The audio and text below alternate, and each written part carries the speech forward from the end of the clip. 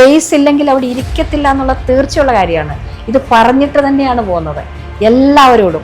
Even മുഖ്യമന്ത്രിയോട് വരെ ഞാൻ പറഞ്ഞിരുന്നു. അപ്പോൾ അദ്ദേഹം എന്താ വേണ്ടിയില്ല, എനിക്ക് മനസ്സിലായി, നൈസായിട്ട് എന്നെ സൈഡ് ലൈൻ ചെയ്തു പോവുകയാണെന്നുള്ള സത്യം അതാണ്. ഇനി ആരെന്ത് പറഞ്ഞാലും ഞാൻ സത്യം പറയും.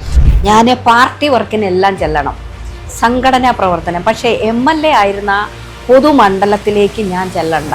നിങ്ങൾ എന്നെ കോൺഗ്രസ് ആക്കി കമ്മ്യൂണിസ്റ്റ് മത്സരിക്കുകയാണെങ്കിൽ KN ബാലഗോപാലിനെ താഴെ ഇറക്കാൻ കഴിയുമെന്ന ആത്മവിശ്വാസമുണ്ട്. ഉറപ്പായിട്ടും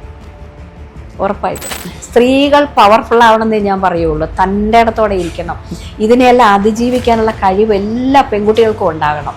ഈ ബാലഗോപാൽ സാഹു ഇടയ്ക്ക് ഇവിടെ വന്നിരുന്നു. ഞാൻ ഈ കോൺഗ്രസിലേക്ക് ചേരുന്നതിൻ്റെ തലേന്നിൻ്റെ തലേന്ന് ഇവിടെ വന്നു. കാരണം നമ്മളെ അങ്ങനെ വെറുതെ എന്തെങ്കിലും കാണിച്ചിട്ടൊരു പോകരുതെന്ന് പറയേണ്ട ഒരു മോശത്തരം എനിക്കത് എൻ്റെ ഇൻഡിവിജ്വാലിറ്റി അഫക്റ്റ് ചെയ്തു.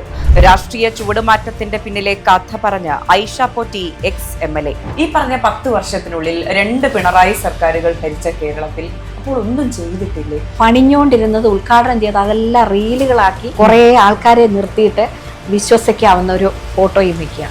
ഇത് മനുഷ്യർ കാണും, ദൈവം കാണും. അന്ന് ഞാൻ മത്സരിക്കുമ്പോൾ ഇവിടെ പഞ്ചായത്തുകൾ പോലും ഇല്ല, എല്ലാം UDF ആണ്. UDFന്റെ കോട്ടയായിരുന്നു ഇത്. അതിപ്പോൾ മാറി LDFന്റെ കോട്ടയായി മാറിയതിനകത്ത് സമ്മതിച്ചാലും ഇല്ലേലും ജനങ്ങൾക്കറിയാൻ നല്ലൊരു പങ്കുണ്ടെന്ന്. കൊട്ടാരക്കരയിൽ ഇനി തീ പാറും. ഐഷ പോറ്റി ex-MLAയുമായി എക്സ്ക്ലൂസീവ് ഇന്റർവ്യൂ. പഴയ മാടം വിത്തരം പാടില്ല എന്നാണ് പഴയ പാർട്ടി എപ്പോഴും പറയുന്നത്.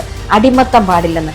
ആക്ച്വലി അവിടെയാണ് അടിമത്വവും, അവിടെയാണ് മാടം വിത്തരവും. വനിതാ ദിനത്തിൽ രാവിലെ 9 മണിക്ക് നേഷൻ ഫസ്റ്റിൽ.